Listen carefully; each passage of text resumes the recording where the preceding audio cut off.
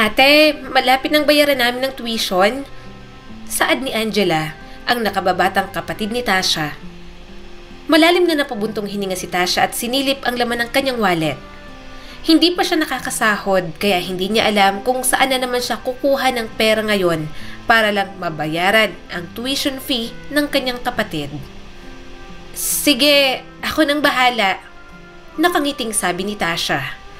Mukhang kailangan na naman niyang maghanap ng karagdagang racket dahil hindi na kumakasya sa pang-araw-araw na pangangailangan nila ang sahod niya mula sa pagja-janitress at pagtitendera sa palengke. Ate, may ambagan kami sa school. 100 para sa school performance namin. Sabat naman ni Feli, bunsong kapatid ni Tasha. Nasa high school na ito. 100? Ang laki naman ata.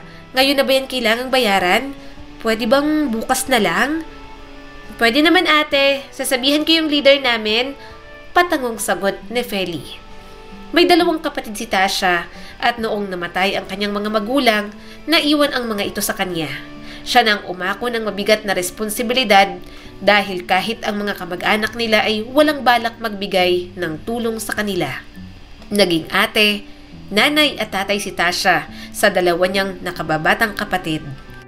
Marami siyang pinapasok na trabaho para lang matustusan ang pangangailangan nila. Siya ang nagpapaaral sa mga ito. 18 taong gulang si Tasha noong sumakabilang buhay ang mga magulang nila. At pagkatapos ng libing nito, lumipas lamang ang ilang buwan, inatake naman sa puso ang kanyang ama dahil sa sobrang kalungkutan. Pinunasan ni Tasha ang pawis niya. Kanina pa siya nagmamap ng sahig kaya pinagpapawisan na siya ng husto. Tasha, kaya pa ba? Tanong ni Hana ang matalik niyang kaibigan na isa ring janitress. Magkasama silang 2 sa trabaho. Kakayanin para sa pamilya ko. Determinadong sagot ni Tasha. Alam mo, napapaisip ako. Siguro kung hindi maagang nawala ang mga magulang mo, sobrang mag-iibang takbo ng buhay mo. Siguro natupad ng pangarap mo na maging isang doktor, pero syempre, may mga bagay na kailangan mong unahin kaysa sa pangarap mo. May mga kapatid ka na umaasa sa'yo. Sabi pa ni Hana. Nakaramdam ng lungkot si Tasha. Bata pa lang siya. Bata pa lamang ay talagang isa na siyang achiever. Palaging honor sa klase, top student, role model sa school, batch valedictorian, at siyang palaging pambato ng eskwelahan nila noon kapag may mga tagisa ng talino. At ine-expect ng lahat na sa buong batch nila, siya ang may pinakamalaking chance na maging successful. Pero hindi naging maganda ang kapalaran ni Tasha. Nagbago ang lahat noong nawala ang kanyang mga magulang. Kinailangan niyang huminto sa pag-aaral para alagaan at asikasuhin ang mga nakababatang kapatid. Pangarap niyang maging doktor, ngunit parang hanggang pangarap na lamang iyon. Pero kahit naman hindi ka naging successful ay nagbunga rin naman ang mga pagsasakripisyo mo, Tasha. Napalaki mo ng maayos ang mga kapatid mo at sa pagsisikap mo na mapag-aral sila ay malapit nang matapos sa high school si Feli. Tapos graduating na rin naman sa college si Angela. Puri naman ni Hana. Napangiti si Tasha. Yun lang naman ang gusto niya. Gusto niyang mapagtapos sa pag-aaral ang 2 kapatid dahil ayaw niyang matulad ito sa kanya. Pagkatapos ng trabaho ni Tasha, dumaan muna siya sa mall. Hindi para mag-shopping, kundi para silipin kung may bumili na ba ng pinag-iipunan niyang laptop para kay Angela. Baka kasi may iba nang bumili nun. Nangangailangan ng laptop ang kapatid niya para sa pag-aaral at matagal na itong pinag-iipunan ni Tasha. Yun nga lang, hindi pa sapat ang perang hawak niya. Nakatitig si Tasha sa laptop. Napanguso siya at napabuntong hininga. Mabibili din kita balang araw. Konting ipon na lang. Bulong niya sa sarili habang nakaturo sa laptop. Ma'am, gusto mo ba yung bilhin? Tanong ng sales lady. Kaagad na umiling si Tasha at umalis sa gadget store. Umuwi na siya sa bahay at naghanda na ng hapunan. Ate, tapon ako sa klase namin. Anunsyo ni Feli at inilahad ang school card niya kay Tasha. Naluluhang tiningnan niyo ng dalaga. Mataas nga ang mga grado ng kanyang kapatid.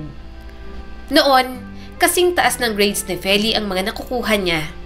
Bigla niya tuloy naalala ang buhay niya noon na nag-aaral siya kung saan lahat halos ay iniidolo at hinahangaan ng katalinuhan at galing niya sa lahat ng bagay. Ayos ka lang ate? Nag-aalalang tanong ni Feli. Tumango si Tasha at umiwas ng tingin. Masaya lang ako na nagsisikap ka. Kahit papaano, nagbubunga ang lahat ng efforts natin. Siyempre naman ate, hindi ko sasayangin ang perang ginagastos mo sa pag-aaral ko. Tsaka gusto ko talagang makapagtapos ng pag-aaral ate. Balang araw, ako ang tutupad sa pangarap mo na maging doktor. Hindi ka naging doktor, kaya naman gagawin ko ang lahat para maging doktor ako. Iaalay ko lahat ng achievements ko sa'yo, Ate Tasha. Sinserong saad ni Feli. Kaya naman, naramdaman ni Tasha ang pagtulo ng isang butil ng luha mula sa kanyang mga mata. Niyakap niyang kapatid. Salamat, Feli. Ipagpatuloy mo lang yan hanggang sa maabot mo ang lahat ng pangarap mo. Nandito lang ako para sa'yo. Para sa inyong dalawa ni Angela. Araw ng linggo at walang trabaho si Tasha, kaya naman, pagkatapos niyang maglaba, nag-scroll muna siya sa social media. Nang bigla na lang may nag-message sa kanya.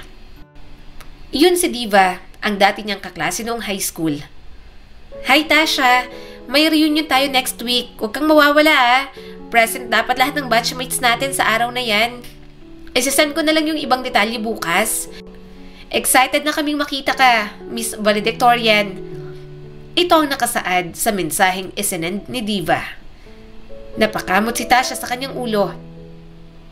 Reunion? Ibig sabihin ay makikita ko ulit yung mga dati kong kaklase? Kaagad na ibinalita ni Tasha kay Hana ang paparating nilang reunion. Batchmate sila, kaya naman kasali rin doon si Hana. May susuotin ka na ba? Tanong ni Hana, excited na sa magaganap na reunion. Umiling naman si Tasha.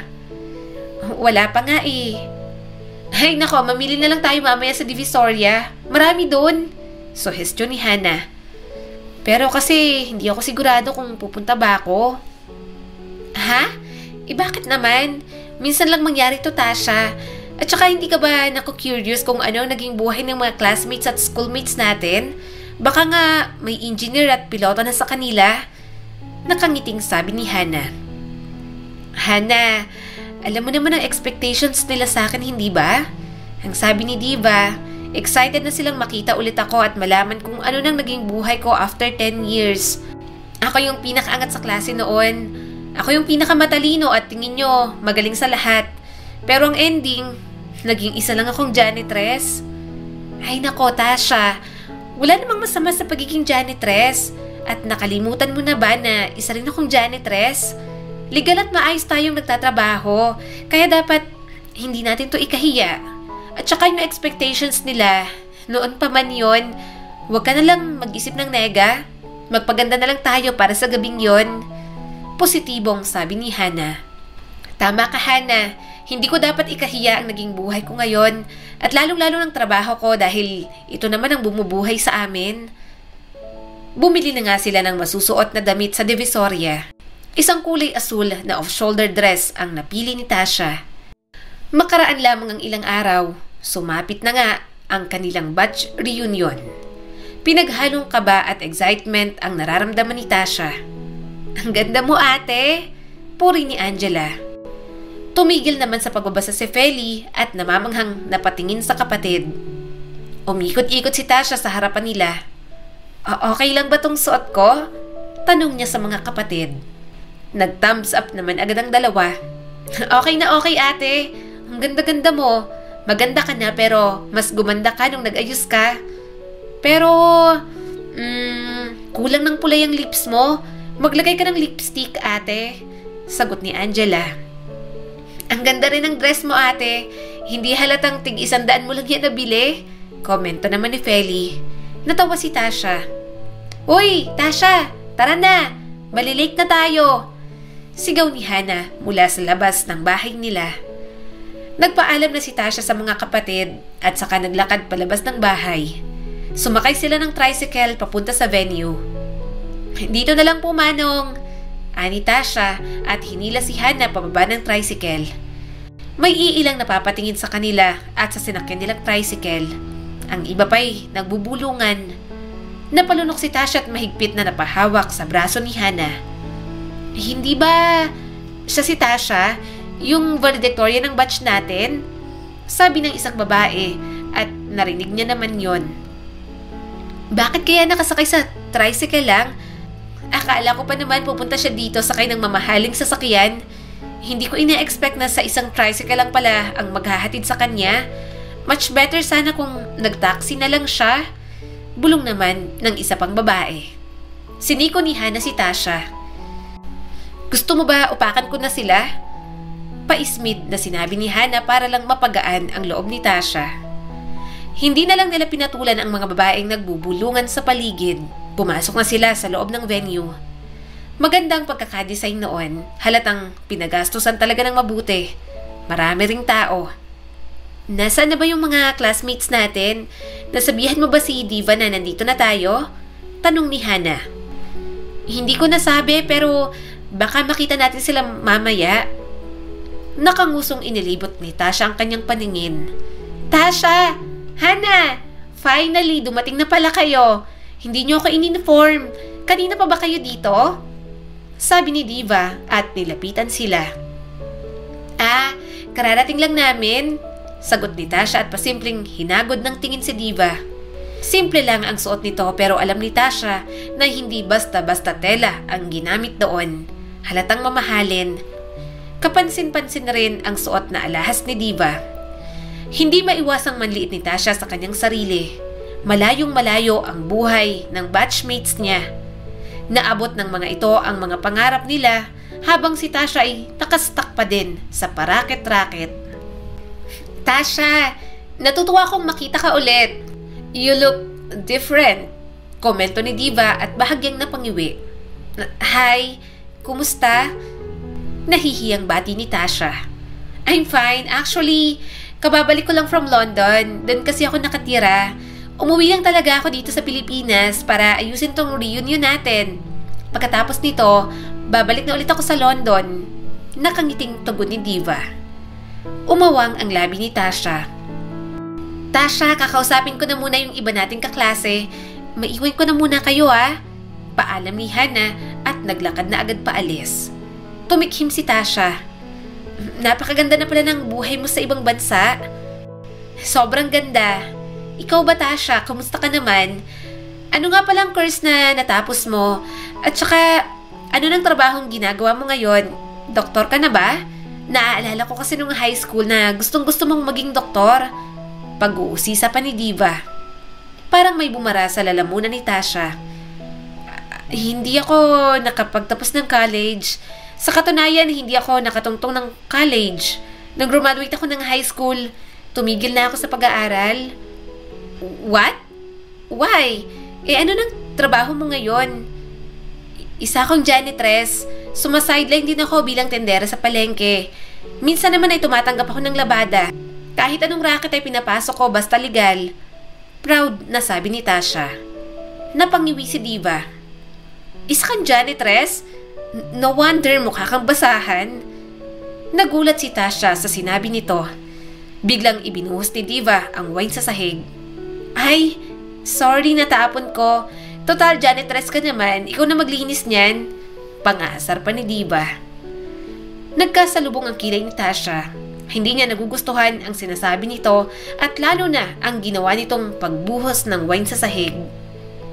Guys, naalala niyo pa ba siya? Malakas na sabi ni Diva na nakaagaw ng pansin sa karamihan. Lahat ay nakatuon ng atensyon kay Diva, pati na rin kay Tasha.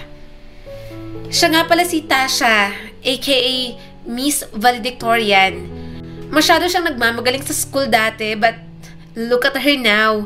Isa lamang siyang janitress. At saka tingnan niyo naman ang damit na suot niya. Maganda lang ang disenyo pero obvious naman na nabili niya lang sa Tiangge.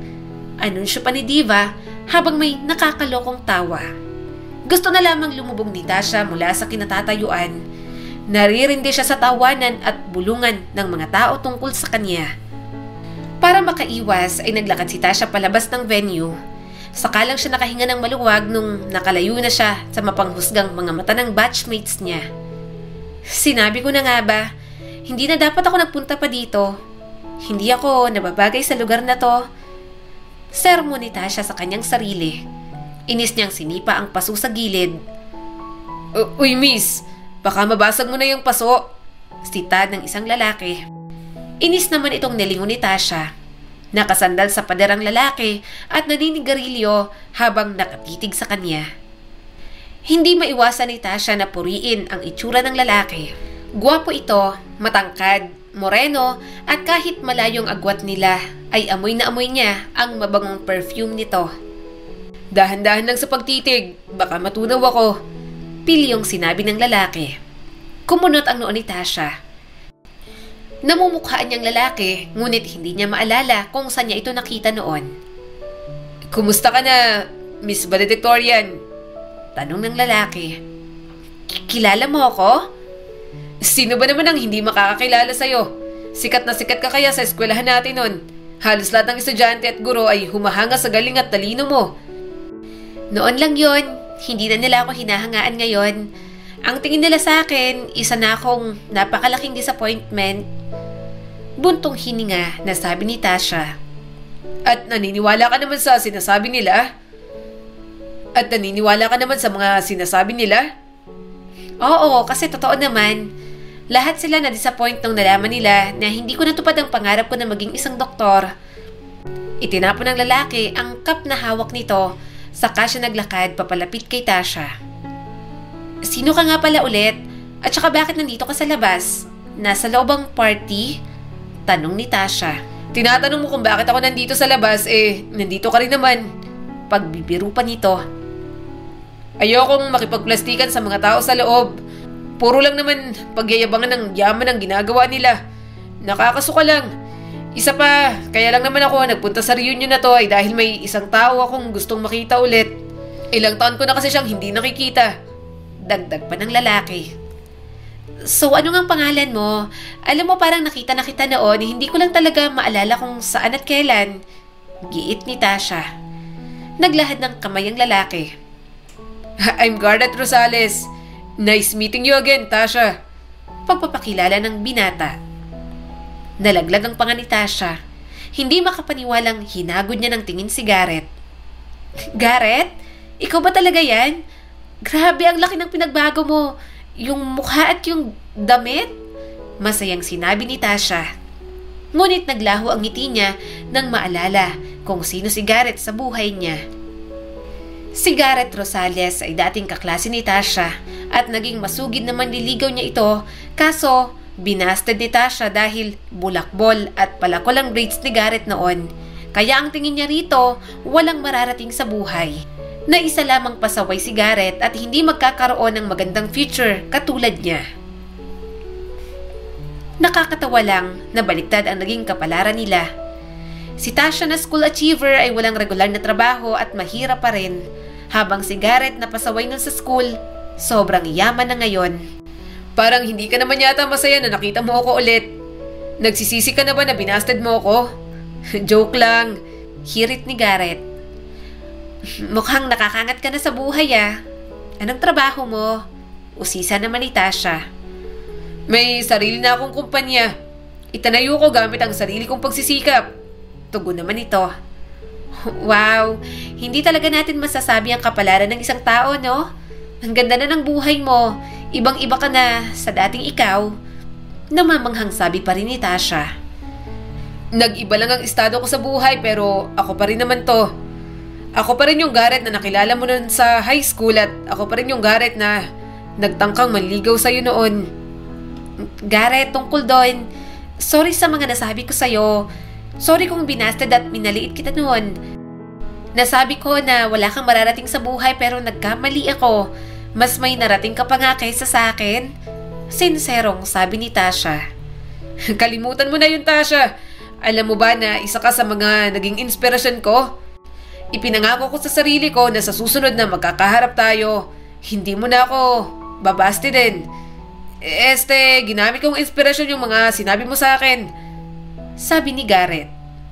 Hindi ka na papasok sa loob? Tanong naman ni Tasha. Umiling ang binata. Uuwi na ako, total. Nakita ko na yung taong matagal ko nang gustong masilayan ulit. Ikaw nga pala yon. Just in case na hindi mo alam. Ako? Bakit mo naman ako gustong makita? Nasaktan kaya kita noon? Napayuko na sabi ni Tasha. Kasi miss na kita. Derechahang pag-amin ni Garrett. Namimiss mo ko? Napakurap si Tasha. Tumango naman ang binata. Pinamulahan tuloy ng pisngi si Tasha at hindi makatingin ng diretsyo sa mga mata ni Garrett. Uuwi ka na ba? Ihahatid na kita. Sumabay ka na sa akin. Gabi na at delikado na ang daan. Alok nito sa kanya. Hindi na. Ayoko makaabala sa iyo, Garrett. Hindi ka abala sa akin, Tasha. Hindi ka magiging abala sa akin. So ano? Tara na? Iuwi na kita sa bahay mo. Hindi na umangal pa si Tasha.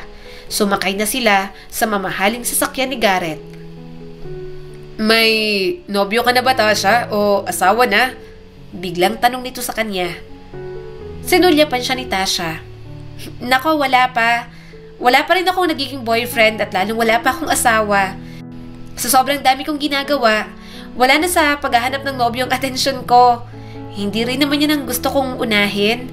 Mas gusto ko na lang ituon lahat ng atensyon ko sa aking mga kapatid. Ang pinaka-goal ko, mapag-graduate sila.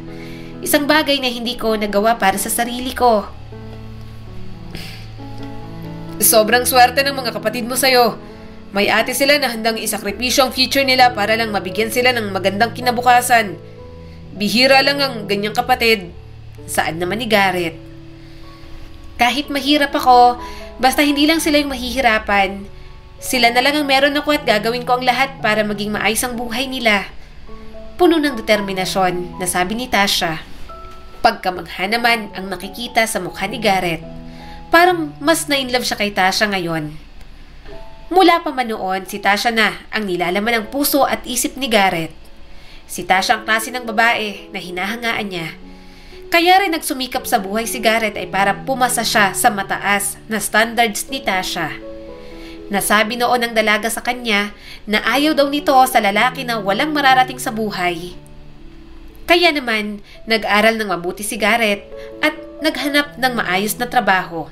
Hanggang dumating nga ang araw na nakapagtayo ito ng sariling negosyo. Makaraan lamang ang ilang sandali, nakarating na sila sa bahay ni Tasha. Bababa na sana ang dalaga pero nauna si Garrett at pinagbuksan pa siya ng pinto. Salamat sa paghatid mo sa akin, Garrett. Walang anuman. It's my pleasure. Napangiti si Tasha. Pwede ba tayong magkita ulit? Pwede ba akong bumisita dito? Nag-aalangan na tanong ni Garrett. Sandaling napaisip si Tasha, saka sumagot ng, Oo naman, welcome ka sa bahay namin. Hindi nga lang kagandahan ng bahay namin pero welcome ka anytime. Pwede bang umakyat ng ligaw? Hirit pa nito.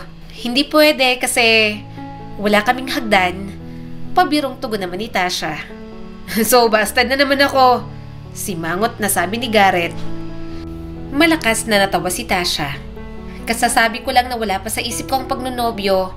Pero kung desidido ka talaga, pwede kang manligaw pero hindi kita masasagot agad. Handa ka bang hintayin ako hanggang sa maging handa na akong pumasok sa isang relasyon? Oo naman, Tasha. Handang-handa. Ibig sabihin ba, pumapayag ka ng ligawan kita? Tumango si Tasha. Napasigaw naman ng yes si Garrett. Napalakas ito kaya tinakpan ni Tasha ang bunganga ng lalaki. Baka magising yung mga kapitbahay namin. Natatawang sabi ni Tasha sa naging reaksyon nito. Porsigidong umakyat ng ligaw si Garrett. Palagi niyang pinupuntahan at dinadalaw si Tasha sa bahay nito o kahit na sa pinagtatrabahuhan ng dalaga. Dinadalhan niya ng kung ano-ano, mas madalas ay mga pagkain at regalo para sa mga kapatid ni Tasha. Kaya naman, naging malapit si Garrett sa mga kapatid nito. Nandiyan na bang ate nyo? Tanong ni Garrett isang umaga, araw yun ng linggo. May usapan sila ni Tasha na sabay silang magsisimba sa araw at oras na yon. Ate, nandito na si Kuya Garrett. Anunsyo ni Angela, saka tiningnan ulit ang lalaki. Nagbibihis pa siya, kuya. Pakihintay na lang po. Maupo ka muna. Paanyaya ni Angela. Umupo naman sa sofa si Garrett habang hinihintay si Tasha. Maya-may bumukas na ang pinto ng kwarto nito. Lumabas si Tasha, suot ang kulay puting dress na hanggang tuhod at may disenyo pang bulaklak na rosas. Hinawi ni Tasha ang buhok niya saka hinanap ng mga mata niya si Garrett.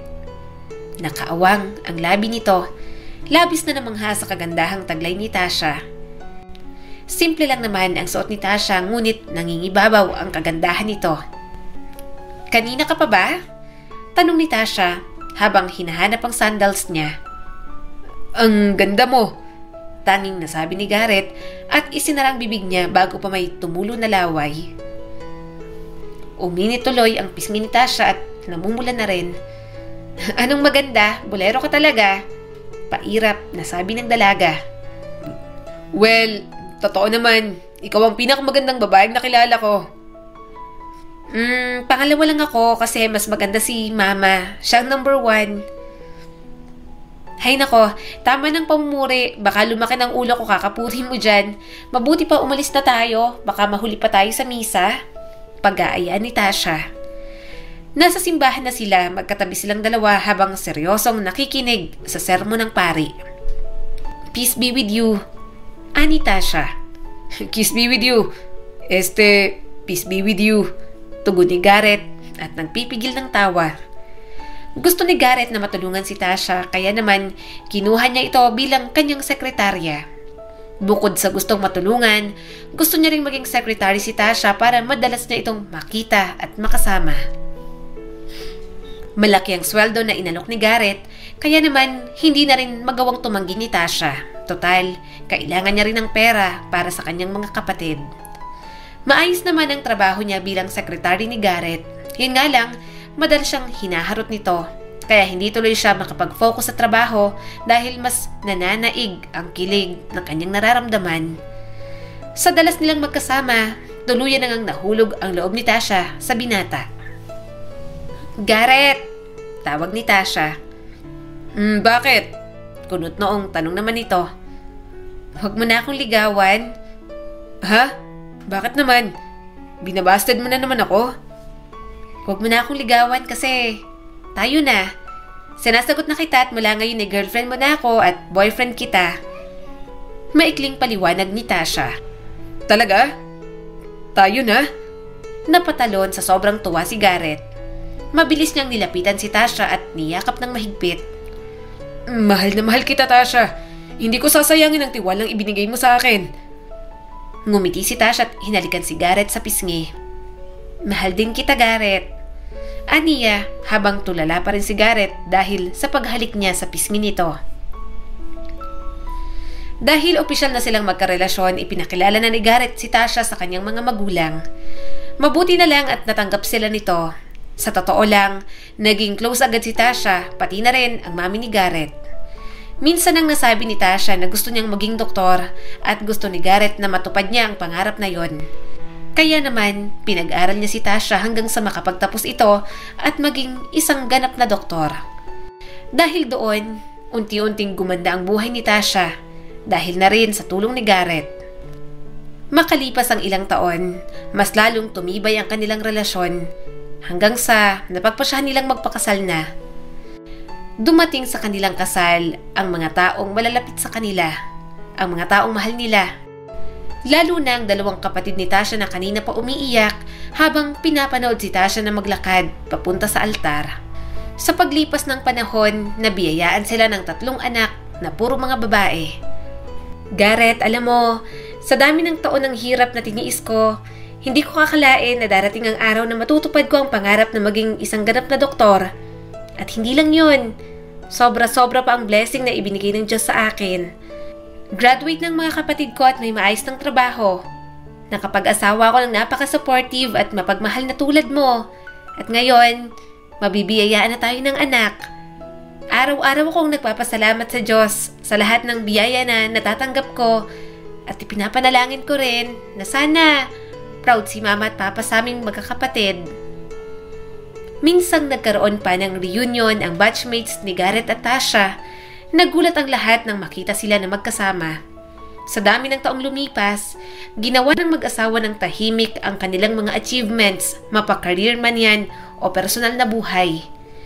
Malayo sa chismis ng mga dating kaklase, kaya naman nagulat sila ng mabalitaan na isang ganap na doktor na si Tasha at ang pinaka-ikinagulat ng lahat, si Diva na dating nagmamalaki na nakatira at maganda ang buhay sa London, umuwi ng Pilipinas dahil pinadeport ng kumpanya matapos pumatol sa lalaki na may asawa at mga anak na. Hindi makatanggi si Diva dahil nagkaroon ng bunga ang pagiging kabit. Talagang mapaglaro ang tadhana dahil sa dinami-dami ng ospital at doktor sa Pilipinas, si Tasha pa ang natapat sa kanya. Tasha, pasensya ka na lahat sa mga nasabi ko sa iyo noon. Hindi mo naman kasi sinabi na boyfriend mo pala si Garrett at nag-aral ka maging doktor, di sana. Diva, alam mo, naging doktor man ako hindi. Wala ka pa rin karapatan na laitin ng kahit na sino dahil lang mas maayos ang estado mo sa buhay. Sabi nga nila, ang buhay ay parang gulong. Minsan ikaw nasa ibabaw at minsan naman nasa ilalim. Marami ang katulad ko na nagpapakahirap at lumalaban ng patas sa buhay. Gaano man kahirap ang trabaho basta marangal, hindi dapat ikahiya. Kahit na isa na akong doktor, kahit kailan hindi ko naman ikakahiya ang buhay at trabaho na mayroon ako noon. Sana ikaw ganun ka rin. By the way, matagal na kitang pinatawad. Nakangiting sambit naman ni Tasha. Siya nga pala Diva, lumabas na ang result ng mga tests mo at okay naman ang baby mo. Healthy siya. Kaya panatilihin mo ang pagiging malusog at iwasan ang stress hanggat maaari. Buntis na rin ako, kaya sa susunod, kung gusto mo, sabay tayong mag-exercise. Dugtong niya pa. Ngumiti na rin si Diva. Alam niya sa kanyang sarili na naging mapagmataas siya noon, pero dahil sa mga maling desisyon at nangyari sa kanyang buhay, natutunan niya ng maging mapagkumbaba. Isang bagay na hinding-hindi niya pagsisisihan. Muli, eto po si Skylar Guro at sana na-enjoy ninyo ang kwento natin ngayon. Maraming salamat po.